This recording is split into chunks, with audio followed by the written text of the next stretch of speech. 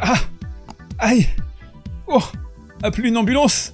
Mais pas pour moi. Djokovic, le genou en vrac, écarte Tsitsipas au prix d'un drama insolent, Rude et Zverev éliminé, et Alcaraz au bout de la fatigue. C'est le programme moliérien de ton nouveau digest des JO de Paris. Je te laisse claquer ton plus beau pouce pour récompenser cette performance.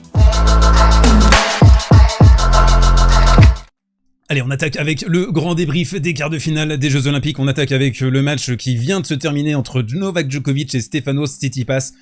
Un énorme drama sur ce match, surtout dans la deuxième manche. On va d'abord parler de la première manche, si vous le voulez bien, avec un Novak Djokovic terrifiant. La vieille recette au niveau tactique et stratégique, c'est-à-dire qu'on oriente au niveau du retour sur le revers de Tsitsipas, on empêche impérativement le grec d'activer son +1 en coup droit. Une deuxième option stratégique consistait à contrer Stefanos Tsitsipas, qui est littéralement en train de se désintégrer sur cette capture d'écran. Donc là, en fait, l'idée c'était, on a Stefanos qui envoie un coup droit un petit peu moyen, ça manque un peu de punch et de précision, et il va se faire immédiatement contrer. Ça, c'est un coup que Novak Djokovic maîtrise très bien depuis le début de la saison 2023, le contre plein fer dans la Diago. On avance, on rentre progressivement dans le cœur du drama. Nous sommes au début de la deuxième manche et Novak Djokovic qui va légèrement baisser en termes d'intensité. On s'attendait à ça après un premier set de très haute voltige.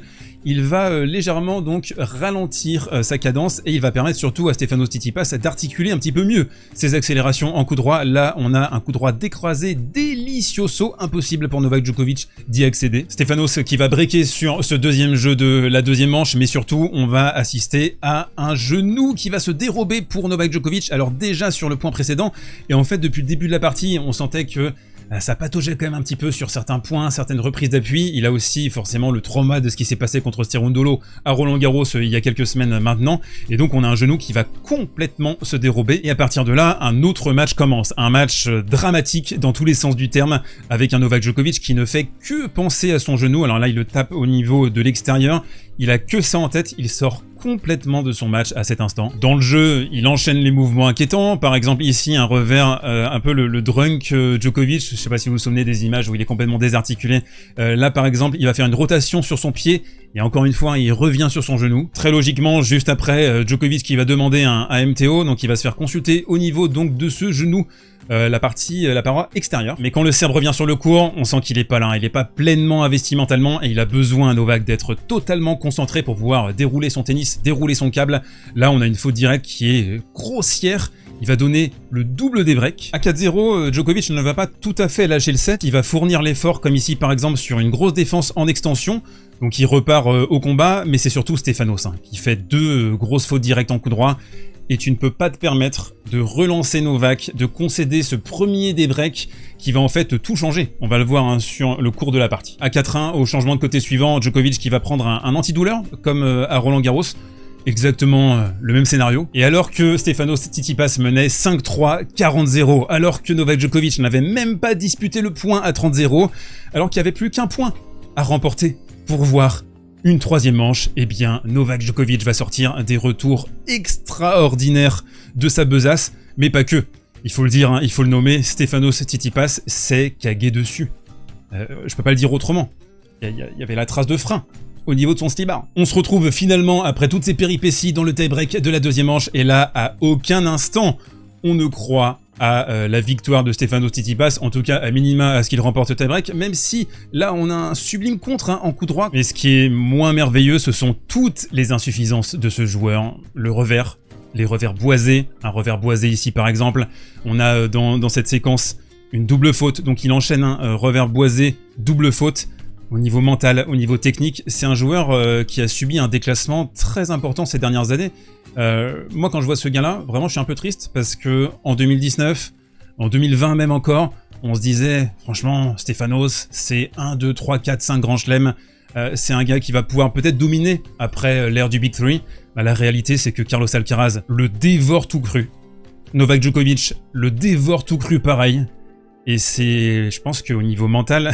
Ça doit être difficile pour un gars comme ça, un gars qui est programmé, entre guillemets, pour dominer, pour gagner, de voir que ses insuffisances mentales et techniques sont trop criantes. Dernier point ici, magnifique revers long ligne de Stefanos Tsitsipas, il y en a eu deux d'ailleurs dans le tie-break, et là donc il se retrouve à la volée, et il va jouer un coup droit exactement sur Novak Djokovic. Donc ça c'est pareil, C'est terrible, c'est terrible. Enfin, forcément, il va se faire contrer, il va se faire ensuite aspirer et Novak va remporter le point et le match. Avant de continuer sur les garçons, un petit mot sur Iga Świątek qui s'est fait éliminer à la surprise générale par Zheng. C'était l'ultra favorite pour la médaille d'or. Je l'ai trouvée très nerveuse, la polonaise. Elle a fait 36 fautes directes pour 13 coups gagnants simplement. Elle a été concassée par le jeu rectiligne, les accélérations en diagonale revers de Zheng qui a été très bonne pour presser, pour pousser la polonaise à la faute. Et puis là, on voit, elle fait attendre au service. Il y a le drama aussi au niveau de ses pauses toilettes qui ont commencé à émerger. Et on sent que les rivales de Świątek essayent plus désormais de la prendre sur le terrain mental. Mais la folie, elle se situe surtout dans le deuxième set. Elle mène à 4-0 contre Zheng. Elle va se faire remonter. Elle est simplement à 22% derrière sa deuxième balle sur l'ensemble du match. Donc en fait, dès qu'elle a servi un peu piano, eh bien elle s'est fait agresser par Zheng. Ici par exemple, on a un magnifique revers dans la diago et une pluie de fautes en revers. Alors elle va essayer de se remotiver pour le bronze demain, là, ce vendredi. Mais ça va être compliqué, on l'a vu en larmes juste après la rencontre. On enchaîne avec une autre surprise aujourd'hui, Lorenzo Musetti qui écarte Alexander Zverev, le tenant du titre, et je voulais impérativement pointer, surtout en opposition avec le revers de Stefanos Tsitsipas, à quel point la palette du revers de Lolo Musetti est sublime ici, petit amorti. Je vous ai parlé hier des slices délicieux, qu'ils soient court croisés ou tout droit, pour changer un petit peu les directions, pour contrer cet échange revers qui allait forcément à l'avantage d'Alexander Zverev, c'est là où il est le plus fort, mais également on a vu des accélérations longue ligne foudroyantes. L'Italien qui va se faire débriquer à 5-4 dans la première manche, il avait le break dans la poche, et je pense vraiment que l'ancien Musetti se serait laissé abattre à ce moment-là, serait fait 7-5, 6-3 pour Zverev par exemple, mais non, il est reparti au combat, il est reparti à l'assaut. C'est beau de voir un joueur comme ça, dans son sujet pleinement, dans son flow. Lorenzo Musetti, là on a une balle qui arrive très vite sur le corps, demi-volée délicieuse avec une action du poignet pour hop, l'écarter et sauver cette balle de débreak. Musetti qui s'impose 7-5, 7-5. Zverev, lui qui a terminé la partie, mais bouillaxe complet, il était violet le frérot, il manque 2 matchs relativement simples dans cette position, dans ce jeu. Là on a un coup droit dans le filet. Un autre match qui s'est joué au physique, c'était le quart de finale entre Félix Auger-Aliassime et Casper Ruud. Félix qu'on a retrouvé exactement dans le même mode que sa victoire face à Daniil Medvedev au tour précédent. Beaucoup de puissance qui se dégageait du joueur canadien, mais en même temps pas mal de variété avec une très belle exécution, et on a vu un Casper Ruud qui s'est fait enferrer complètement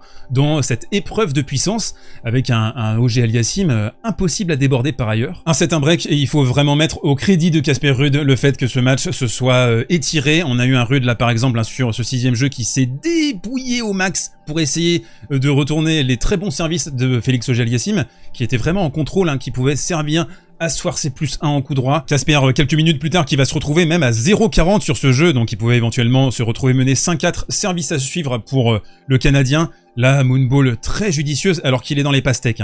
Avec son revers, il va pouvoir se repositionner et réenclencher avec son coup droit. Dans le tie-break de la deuxième manche, il sauve une balle de match, et là, sur cette balle de 7, on va avoir 4 essuie-glaces de zinzin. Vraiment, il va se dépouiller.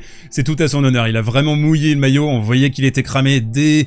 Franchement, la moitié du deuxième, la fin du deuxième, c'était difficile pour lui. Ici, il va réussir à défendre et faire craquer Auger-Aliassime. Mais le delta physique a fini par se révéler trop important entre les deux hommes. Et là, on a une amortie symbole de l'impuissance de Casper Ruud. Auger-Aliassime qui a fini très très fort cette partie et qui affrontera Carlos Alcaraz. Alcaraz qui a semblé touché physiquement, qu'il a dit d'ailleurs après en conférence de presse. C'était difficile pour lui dans le deuxième set, il était complètement cramoisi. Ça va être difficile d'enchaîner pour la jeune pépite espagnole qui en plus a été gênée aux entournures par Tommy Paul, qui a toujours ce jeu versatile, les frappes tendues, capable d'aller au filet, de conclure au filet, de presser Alcaraz. Mais malheureusement pour Paul, Carlos Alcaraz est un mutant, avec une couverture de terrain tentaculaire, des points franchement qu'on ne voyait qu'avec Rafael Nadal et Novak Djokovic, disons-le clairement. Là on a une défense en extension alors que Tommy Paul a tout fait parfaitement. Dans le deuxième set, c'est Tommy Paul qui domine les débats. C'est étonnant d'ailleurs qu'on n'ait pas eu un troisième set avec une manière de pressuriser, je trouve, Alcaraz et de le faire forcer, alors soit en engageant le combat physique, soit tout simplement en fixant Carlos Alcaraz sur le revers. Il a un très bon revers fusant à plein Tommy Paul, mais le tennis c'est du cœur, c'est de la tactique, mais c'est surtout du mental. Là vous avez un retour dans les buissons de Carlos Alcaraz et la balle elle est dans la raquette à ce moment-là de Tommy Paul, et on va avoir une course de zinzin atomique pour pouvoir récupérer ça. Et alors qu'il est dans les cordes, alors que Tommy Paul joue sa partition, alors que Tommy Paul a une balle de 7, défaite dans le tie-break. Encore une fois, une défense de fou furieux. Ici, une course pour aller déposer avec la mimine gauche, hop, une petite pastille. Et ce qui est fou avec ce gars, c'est que regardez le sourire, alors qu'il est crevé, alors que ça va pas, alors que Tommy Paul, c'est un match-up qui est terrible pour lui. La transformation de la pression en chance, en opportunité, en plaisir, ça c'est vraiment ce qui guide en profondeur le jeu de Carlos Alcaraz. C'est pour ça aussi que c'est un joueur si spécial, parce qu'il peut perdre des points spectaculaires, et il a le sourire, il a la banane, il est content d'être là, il est content de jouer ses points. Et on se termine avec le coin prono sponsorisé par les Winami de Winamax. Vous avez un lien dans la description, jusqu'à 100 € de free bet pour toute première inscription sur Winamax. Offre exclusivement réservée aux adultes, ce sont les demi-finales des Jeux Olympiques de tennis à Paris. Et donc nous avons 4 joueurs pour 3 médailles. Il y aura un gars qui va repartir sans rien, ça va se jouer entre Félix Auger-Aliassime, Carlos Alcaraz, Novak Djokovic et Lorenzo Musetti. Lorenzo Musetti qui est mené 6-1 par Novak Djokovic. Alors on a forcément en mémoire, il y a très peu de temps, le match épique, un des plus grands matchs de la saison 2024 qui s'était terminé à 3 h du matin et qui avait déclenché quelque chose paradoxalement chez Lorenzo Musetti qui est devenu énorme depuis. Donc c'était ce match à Roland Garros, 7-5, 6-7, 2-6, 6-3, 6-0, match fou. Quelques points d'intérêt pour bien anticiper cette rencontre. D'abord, pour Novak Djokovic, l'objectif est très clair, c'est l'or ou c'est rien. Il est là pour l'or, il est là pour parfaire complètement son palmarès démentiel, mais on l'a vu aussi touché physiquement, hein, bien sûr, au niveau du genou. Il a dit après sa rencontre face à Tsitsipas qu'il avait ressenti à peu près la même chose que face à Cerundolo. La douleur était un peu disparue au niveau de la fin de la rencontre, mais il est très inquiet. Il est vraiment très inquiet. Alors, dans quel état il va être? Qu'est-ce qui va se passer? Là vraiment il y a une grande interrogation par rapport à ça. Musetti de son côté, bah forcément il a surdonné récemment, il a beaucoup enchaîné. C'est sûr que ça va exploser à un moment donné, c'est sûr et certain.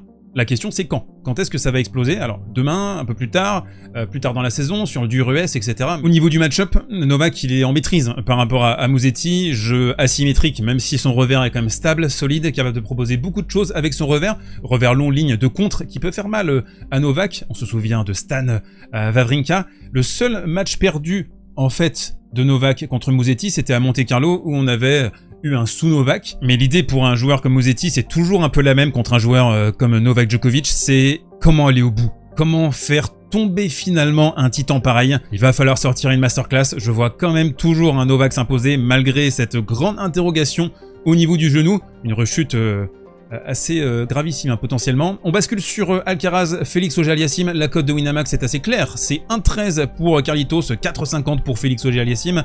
Quand on regarde l'opposition, on voit que Carlitos a pris la mesure de Félix depuis 2 ans. Bon, depuis 2 ans, Félix c'est plus trop ça, beaucoup de fautes directes, des problèmes au niveau technique aussi, qu'il n'arrive pas forcément à solutionner. Dans l'esprit pourtant, et le Félix qu'on a vu sur les 2 derniers matchs le prouve, eh bien Félix il a le jeu, typiquement pour gêner Alcaraz, avec de la puissance, avec des services +1, mais en même temps, le petit jeu, la main, les services volés, ça reste s'étire quoi. C'est pas non plus le top niveau. La question aussi, c'est quel état de fraîcheur pour Alcaraz, qui a beaucoup donné au niveau de l'influx, au niveau de l'énergie, avec le double, avec Rafa Nadal. Je vois quand même une victoire de Carlitos, mais pourquoi pas hein, le set de Félix. On termine cette vidéo avec un mot pour Andy Murray qui a disputé le dernier match de sa carrière en double avec Dan Evans. Vous avez une vidéo 100% consacrée à Andy Murray, à toute sa carrière, sa place dans l'histoire. Elle est disponible sur la chaîne, regardez la page d'accueil, n'hésitez pas à pousser, à vous abonner, à lâcher un petit commentaire sous cette vidéo et on se retrouve demain pour débriefer les demi-finales des Jeux Olympiques de Paris. D'ici là, portez-vous bien, prenez soin de vous et envoyez-vous une bonne petite baguette avec du beurre salé.